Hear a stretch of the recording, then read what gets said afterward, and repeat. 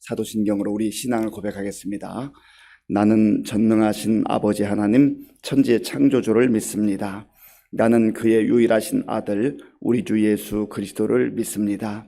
그는 성령으로 잉태되어 동정녀 마리아에게서 나시고 본디오 빌라도에게 고난을 받아 십자가에 못 박혀 죽으시고 장사된 지 사흘 만에 죽은 자 가운데서 다시 살아나셨으며 하늘에 오르시어 전능하신 아버지 하나님 우편에 앉아 계시다가 거기로부터 살아있는 자와 죽은 자를 심판하러 오십니다.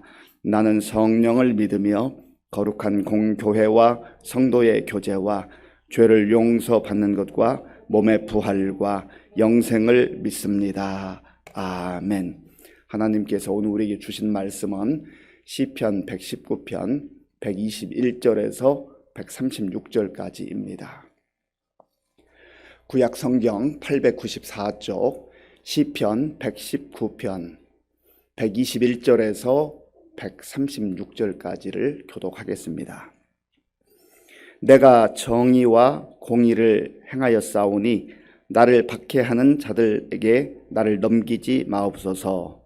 주의 종을 보증하사 복을 얻게 하시고 교만한 자들이 나를 박해하지 못하게 하소서. 내 눈이 주의 구원과 주의 의로운 말씀을 사모하기에 피곤하니이다. 주의 인자하심대로 주의 종에게 행하사 내게 율례들을 가르치소서. 나는 주의 종이오니 나를 깨닫게 하사 주의 증거들을 알게 하소서. 그들이 주의 법을 폐하였사오니 지금은 여호와께서 일하실 때니이다. 그러므로 내가 주의 계명들을 금 곧 순금보다 더 사랑하나이다.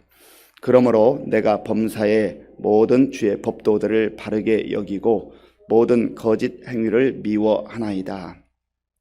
주의 증거들은 놀라움으로 내 영혼이 이를 지키나이다. 주의 말씀을 열면 빛이 비치어 우둔한 사람들을 깨닫게 하나이다. 내가 주의 계명들을 사모함으로 내가 입을 열고 헐떡였나이다. 주의 이름을 사랑하는 자들에게 베푸시던 대로 내게 돌이키사 내게 은혜를 베푸소서.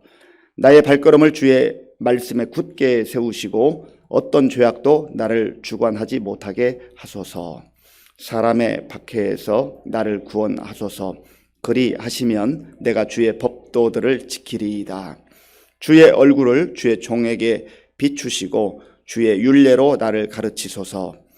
그들이 주의 법을 지키지 아니하므로 내 눈물이 시냇물같이 흐르나이다. 아멘. 이번 신년 특별 새벽 기도의 주제가 영적 위기를 119로 극복하라입니다. 119는 우리가 다급할 때, 내가 어떤 일을 할 수 없을 때 도움을 청하는 거 아니겠습니까? 우리가 이 땅을 살아가면서 하나님의 자녀들, 하나님의 백성들로 살아간다 할지라도 참 어려운 일들을 많이 겪게 됩니다. 그때 성경 거의 정한 가운데 있는 이 시편 119편 말씀을 펴게 되면 1절부터 176절까지 긴 장, 성경에서 가장 긴 장이면서 구구절절 말씀, 주의 법도, 주의 율례, 주의 규례, 이 모든 말씀과 연관된 그런 내용들로 우리에게 새로운 힘을 주고 또 새로운 은혜를 베풀어 주십니다. 그래서 결국은 우리가 위기 가운데서 하나님의 말씀을 붙들 때에 그 위기를 극복할 수 있다고 하는 겁니다. 내가 내 힘으로, 내 능력으로 무언가를 해보려고 해도 되지 않아요. 왜냐하면 우리는 다 유한한 존재입니다. 한계가 있어요. 제한적이에요. 그래서 하나님을 의지하고 또 하나님의 말씀을 붙드는 거 아니겠습니까? 이 시편 기자도 자기의 인생 속에서 많은 어려움을 겪었던 것 같습니다. 특별히 말씀 속에서 살펴보면 박해하는 자들, 하나님을 믿는다고 조롱하고 또 미워하고 무시하고 그렇게 했다는 것이죠. 오늘날 우리가 이 시대를 살아가면서 교회가 조롱을 당하기도 하고 모욕을 당하기도 합니다. 사실 교회가 잘못해서 성도들이 빛과 소금의 사명을 감당하지 못해서 신앙생활 잘못해서 예수님 잘못 믿어서 조롱당하고 또 멸시를 당하는 경우가 있어요.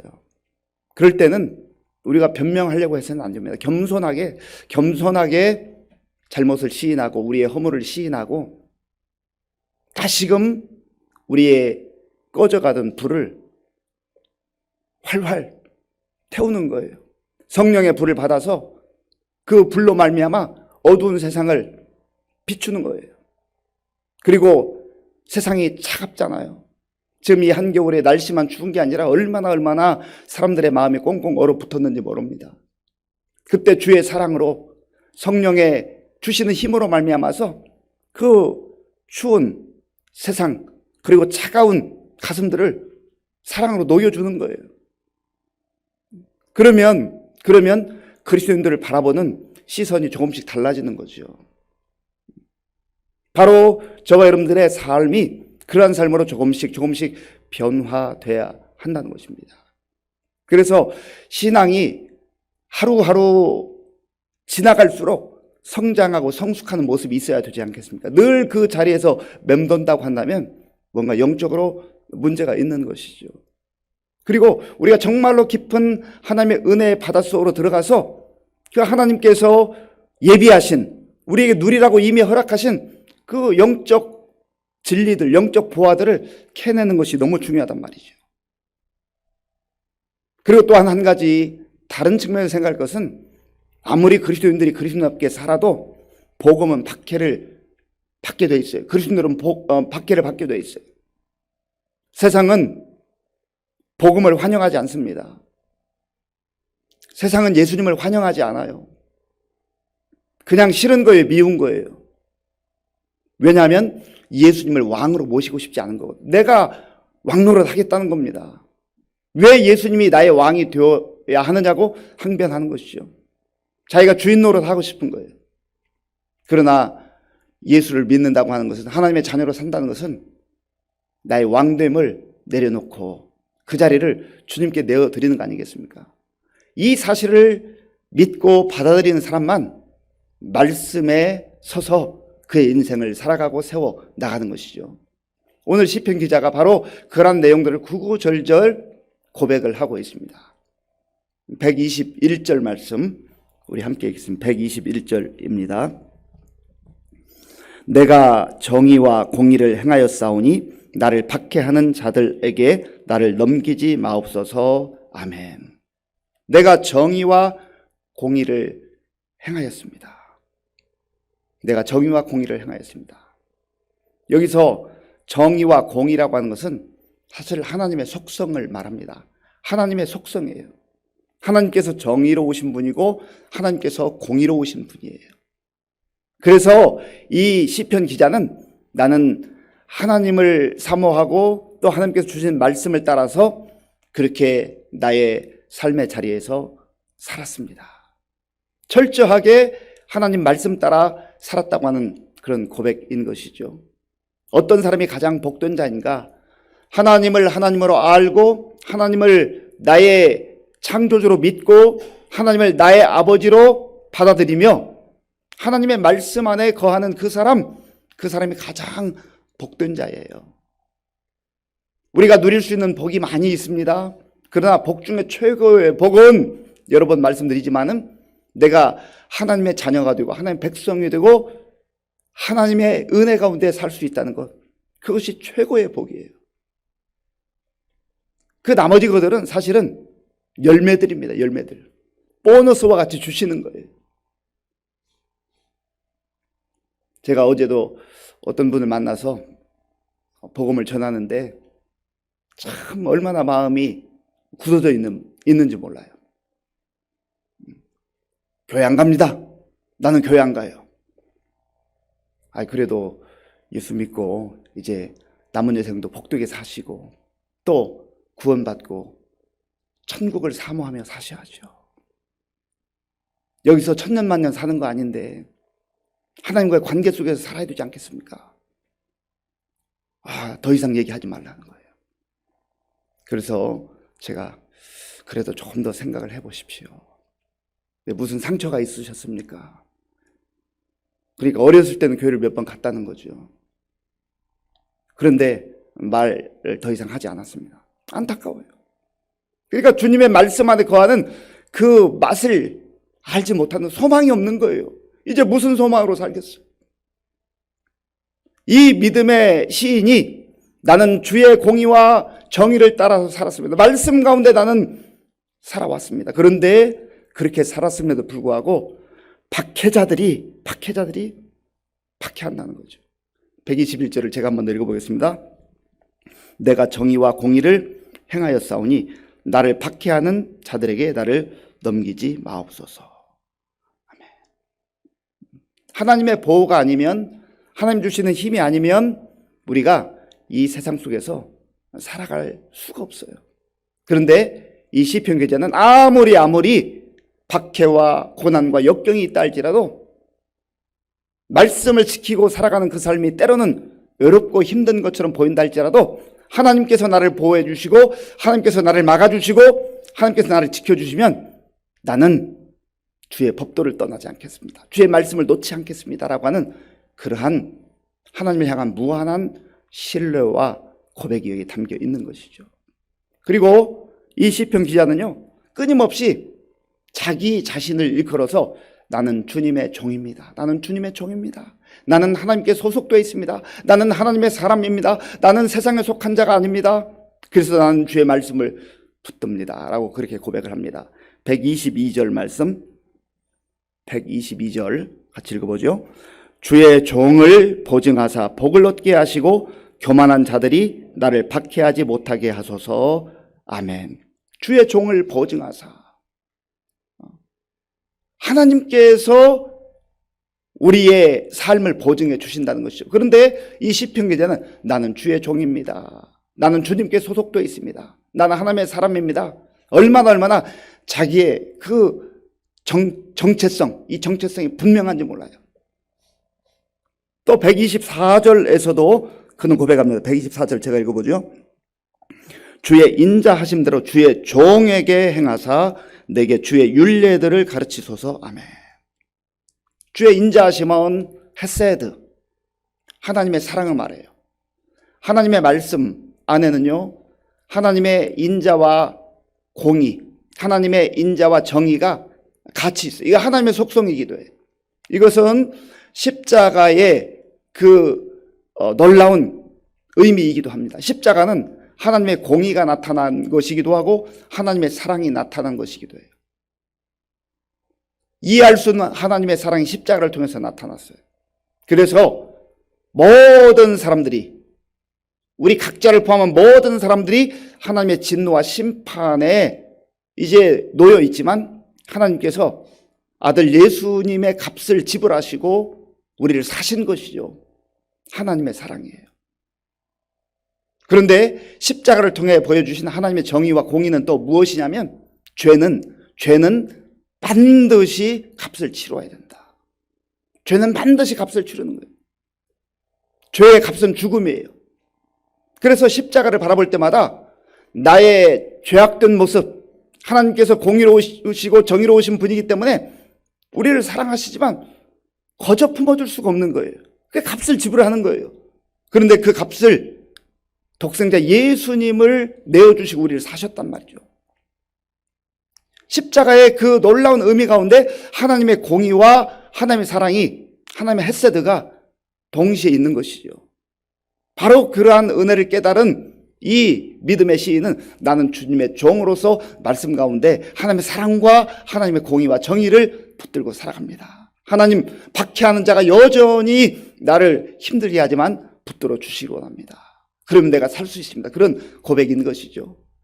126절에서도 나는 주의 종입니다. 그렇게 고백합니다. 126절 같이 읽어볼까요? 나는 주의 종이오니, 125절입니다. 나는 주의 종이오니 나를 깨닫게 하사 주의 증거들을 알게 하소서. 아멘. 나는 주의 종입니다. 주의 종으로, 주께 소속된 자로 하나님의 백성으로 하나님 나라의 시민으로 살아간다고 하는 것이 너무나 감격스럽고 너무나 영광스럽다고 하는 것을 계속해서 고백하고 있는 거 아니겠습니까? 그래서 이 시인은요, 나는 주님의 말씀을 끝까지 붙들겠습니다. 그리고 그 주의 법도, 주의 말씀, 주의 그 도 가운데 내가 어떠한 삶을 살아가고 있는가, 그 주님의 말씀을 어떻게 여기고 있는가, 저는 금과 같이, 금 이상으로 저는 주의 말씀을 사랑하고 사모합니다. 예, 그 말씀이 127절에 있죠. 127절. 제가 읽어보죠. 그러므로 내가 주의 계명들을 금, 곧 순금보다 더 사랑하나이다. 우리 다 금 좋아하잖아요. 금으로 표현된 건 오늘날로 말하면 돈 아닙니까? 돈. 우리가 돈을 얻게 될 때 얼마나 기분 좋고 정말 즐겁잖아요. 그러나 하나님의 진리의 말씀은, 하나님의 생명의 말씀은 그 금과 비견할 수 없는 놀라운 보석이라는 보석. 그래서 우리가 세상에서 얻을 수 있는 보화도 있지만, 보석도 있지만, 하나님의 말씀에 담겨져 있는 이 말씀 속에 있는 이 놀라운 보석들, 한 번도 경험하지 못한 놀라운 보석들이 있어요. 보화들이 있어요. 이것을 우리가 캐내어서 갖는 사람은 천국의 그 비밀을 알게 되는 것이죠. 그리고 예수님께서 복음서에서 끊임없이 말씀하시는 게, 천국은 마치 진주를 찾는 사람 같다, 그렇게 말씀하지 않습니까? 여기에 담겨져 있는 거예요. 담겨져 있는 것이죠.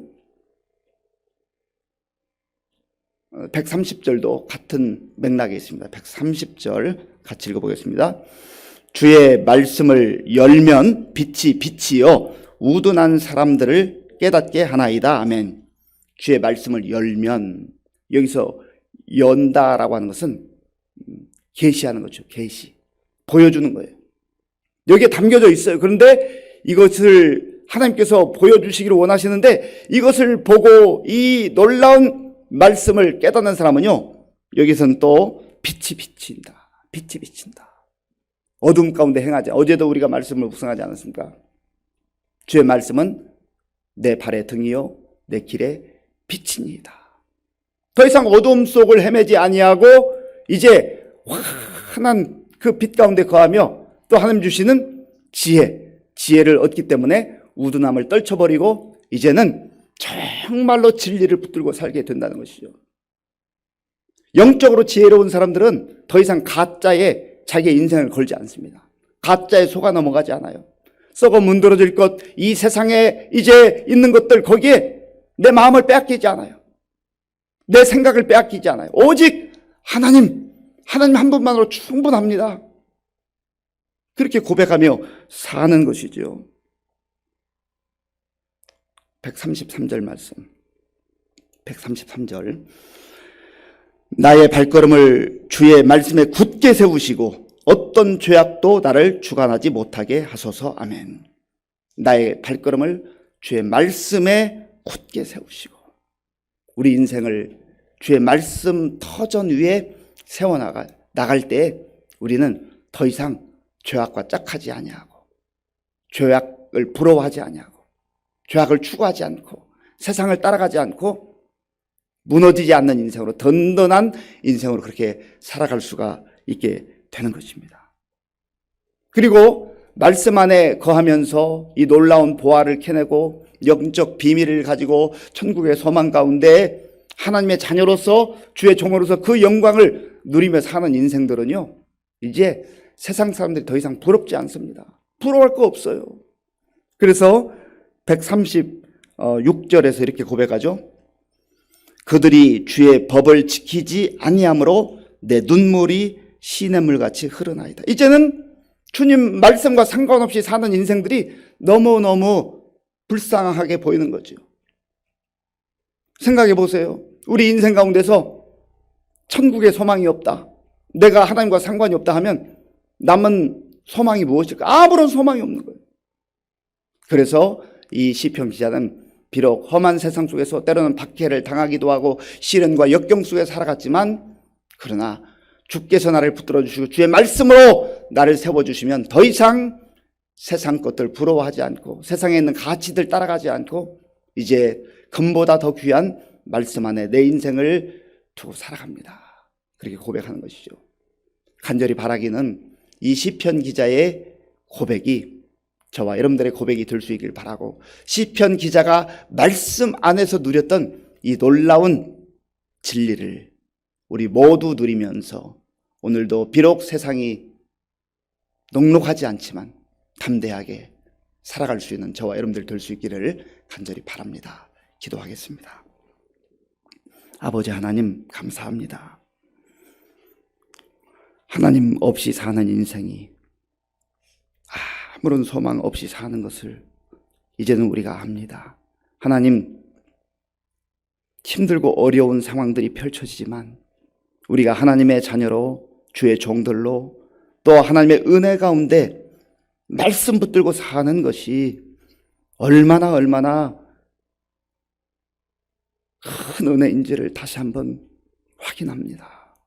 아버지, 금보다 더 귀한 주의 진리의 말씀들을 오늘도 마음에 품게 하시고, 또 이미 성경 속에 주신 이 영적 보화들을 캐내며 말씀이 주는 은혜와 기쁨을 누리며 오늘도 세상 속에서 담대하게 살아가는 우리 모든 성도님들 다 되게 하여 주시옵소서. 예수님의 이름으로 기도하옵나이다. 아멘. 주기도문으로 예배를 마치겠습니다. 하늘에 계신 우리 아버지, 아버지의 이름을 거룩하게 하시며 아버지의 나라가 오게 하시며 아버지의 뜻이 하늘에서와 같이 땅에서도 이루어지게 하소서. 오늘 우리에게 일용할 양식을 주시고 우리가 우리에게 잘못한 사람을 용서하여 준 것 같이 우리 죄를 용서하여 주시고 우리를 시험에 빠지지 않게 하시고 악에서 구하소서. 나라와 권능과 영광이 영원히 아버지의 것입니다. 아멘. 시편 기자는 험한 세상 속에서 비록 박해를 받기도 하고 많은 조롱을 당하기도 했지만 하나님이 주시는 말씀을 붙들고 공의와 정의 가운데 하나님의 햇새들을 맛보며 그렇게 말씀에 순종하며 살았다고 고백합니다. 오늘 우리가 이 진리의 맛을 맛보면서 정말 하나님의 말씀의 터전 위에 서서 살아가야 되지 않겠습니까? 돈보다 금보다 더 귀한 하나님의 말씀을 사랑하고 사모하는 가운데 우리에게 주신 이 영적 보화들을 많이 캐내고 그 깊이를 맛보는 가운데 오늘도 말씀 붙들고 담대하게 힘있게 살게 해달라고 기도하시고요. 나라와 민족을 위해서, 그리고 우리 성도님들을 위해서 기도할 때에 추운 날씨 가운데 우리 어르신들 영육간에 강건할 수 있도록 위해서 기도해 주시고, 우리 또한 다음 세대들을 위해서 기도해 주시기 바랍니다. 많이 기도해 주셔서 연규식 집사님이 이제 오늘 퇴원하게 되었는데 또 퇴원해서도 잘 회복될 수 있도록 기도해 주시고, 우리 이유경 성도님 정말 많이 힘든 가운데 있는데 하나님 붙들어 달라고 기도해 주시기 바랍니다. 이외에도 여러 가지 크고 작은 어려움으로 어려움 가운데 있는 우리 성도님들 위해서 기도해 주시기 바랍니다.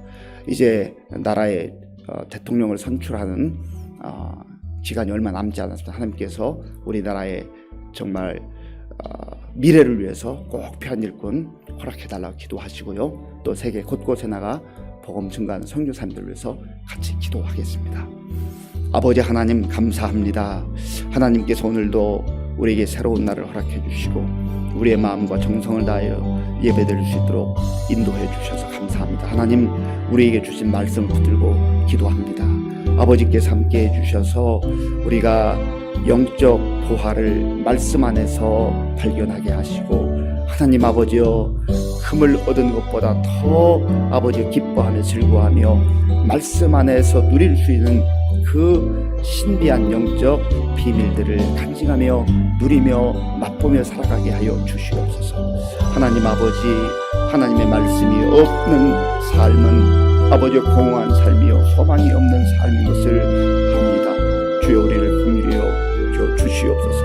하나님 아버지여, 이 진리의 말씀, 이 말씀을 우리에게 계시해 주시고 열어 보여주시고, 하나님 우리의 믿음의 눈이 열려져서 마땅히 보아야 할 것을 보게 하여 주시옵소서. 그리하여서 하나님, 세상이 힘들고 어렵다 할지라도 우리의 믿음이 식어지지 않게 하시고 우리 믿음이 흔들리지 않게 하시고 말씀으로 나아가는 가운데 우리 모든 성도님들 소망 가운데 승리할 수 있도록 도와주시옵소서. 여러 가지 힘들고 어려운 환경 가운데서 하나님 앞에 기도하는 우리 성도님들, 오늘도 주의 성령께서 그 마음의 염려와 걱정과 불안을 다 제거해 주시고